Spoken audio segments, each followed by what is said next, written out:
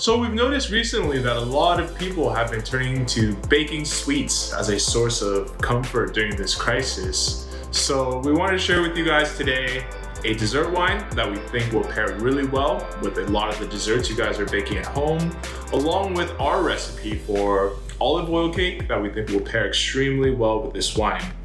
So the wine for today is Matthiasson's 2015 Late Harvest Viognier. And with that, let's have a taste, shall we?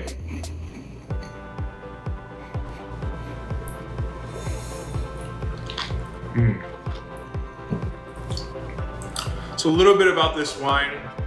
This is one of my favorite sweet wines just because of how impeccably balanced it is. 13% alcohol, and Steve took Viognier raisins and let them go through a natural oxidative aging, which in layman's terms means that throughout the making of this wine, he allowed a tiny little bit of vinegar to develop. So just the tiniest bit of vinegar is present in this wine. You can really taste it. It's not just a purely sweet wine. You get a really nice balance and a tangy acidity that cuts through some of the sweetness and the rich texture of the wine. So I think the recipe we'll share with you guys today, which is an olive oil cake, which also incorporates flavors of lemon and vanilla and has a really nice bright and light texture, will be the perfect complement for the 2015 Matthiasson Napa Valley Viognier. So with that being said, let's get to showing you guys how to make this olive oil cake. So for all of the ingredients for our olive oil cake, you're going to need 167 grams of sugar, 37 grams of egg yolk, which equals roughly 3 egg yolks, 105 grams of egg whites, roughly 3 egg whites, 25 grams of lemon juice, 14 grams of vanilla extract, 3 grams of lemon zest, 113 grams of cake flour, 160 grams of olive oil, 2 grams of salt, and that'll be it for us to get started on our olive oil cake. So as always, when you're baking something, you always want to start by preheating your oven. In this case, we're going to preheat to 325 degrees Fahrenheit.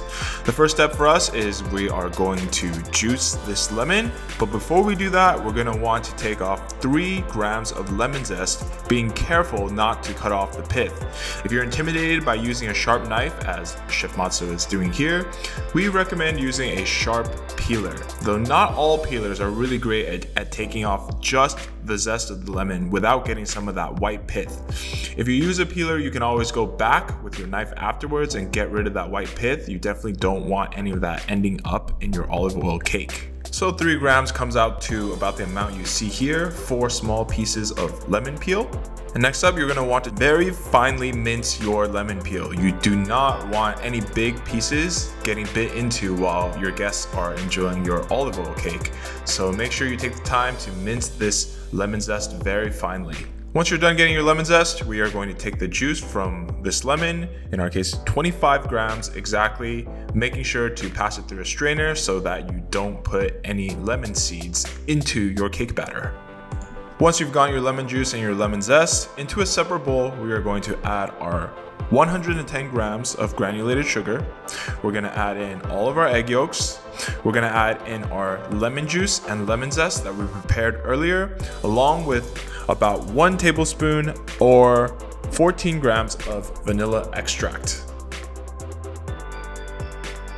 Next up, we're going to want to make sure that we sift our 113 grams of cake flour before adding it to our other wet ingredients.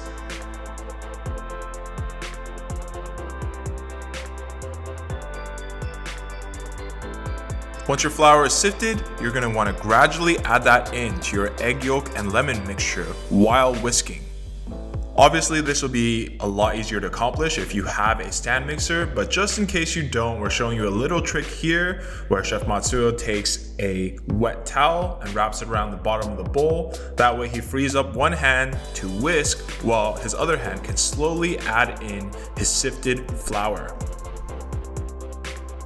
Once the flour is completely incorporated, we are going to repeat the process with our 160 grams of olive oil, continually whisking while slowly incorporating our olive oil. Once your olive oil and cake flour is fully incorporated, we're going to set this bowl off to the side while we continue to work on our egg white meringue. So into a bowl, we're going to add our 105 grams of egg whites along with 2 grams of salt and continue whisking until a light foam has formed. Once a light foam has formed, we are going to add in the remaining 57 grams of sugar into our egg white mixture. Continue whisking your egg whites, salt, and sugar until they form stiff peaks. You can look at the example here of what we mean by stiff peaks. When you lift the whisk from the bowl, the stiff peaks should hold their shape and stand up, just like you see here. Next up, we're gonna add our meringue into our cake batter mixture. But before you start just whisking away, slow down, take a spatula, and the way we're going to incorporate these two is by using a folding motion as Chef Matthiasson is demonstrating here. So as you can see, Chef Matthiasson is putting his spatula down the middle, moving everything to one side, and then folding the entire mixture onto itself. Once your meringue and cake batter is fully incorporated, we're going to set that off to the side while we prepare our springform cake pan for baking. And just to make sure that our cake does not stick to our springform pan, we're going to take a nub of butter and lightly spread it all across the sides and the bottom of the springform pan. Once your cake pan is all buttered up, we're going to add to that 2 tablespoons of flour. And with your hands, you're going to do your best to work that flour all around the bottom and sides of the pan. Once that's created a nice thin layer of butter and flour, we're going to want to make sure to get rid of any excess flour. And now that our pan is nice and non-stick, we're ready to pour our batter into our pan, and now we're ready for the oven. Gently place your batter into the cake pan, and if you need to, simply tap it on the table a little bit just to make sure you have a nice even surface up top. This will ensure that your cake bakes out nicely into a nice even shape. And now into your 325-degree oven, we always like to make sure that halfway through the cooking time, we rotate our cake once just to ensure even cooking in case your oven has any hot spots. For us, the total baking time was about 35 minutes.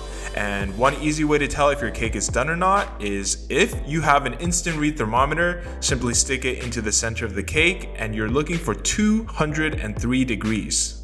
If you don't have an instant read thermometer, simply poke a toothpick into the cake and make sure it comes out clean. Usually, this is the color of the cake and how it looks once it's very, very close to being done. Finally, allow your cake to cool on a baking rack to room temperature before serving. Once your cake is fully cool, release the cake from the springform pan and using a large spatula, carefully release it from the bottom of the pan and transfer it to a plate of your choice. And now your beautiful olive oil cake is ready to be sliced and served along with a nice glass of dessert wine. All right, big thank you to Chef Matthiasson for showing us how to bake this cake up to this step. The very last step, before you serve this cake, and we recommend doing this after you slice a piece off, is to sprinkle the top with a mixture of 4 parts sugar and 1 part salt.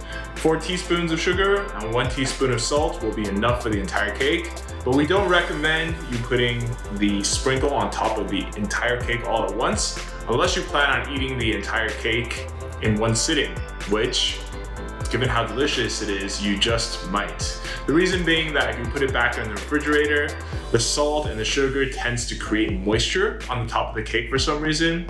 So slice off however much you want to eat for yourself, and then sprinkle the top with your dusting of sugar and salt. So with that being said, let's dig in.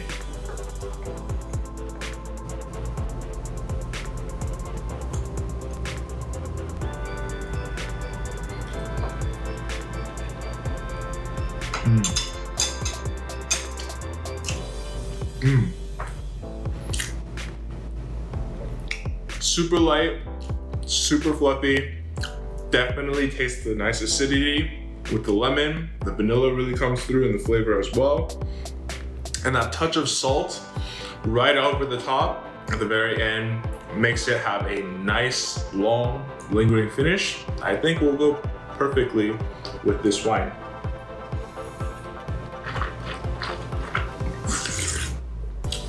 Yep, just as I suspected.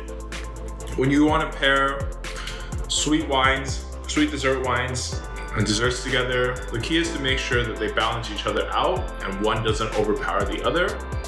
So a sweet wine with as much finesse, restraint, and balance as this needs a lighter dessert to complement it as well, and I think this olive oil cake has done perfectly for that purpose.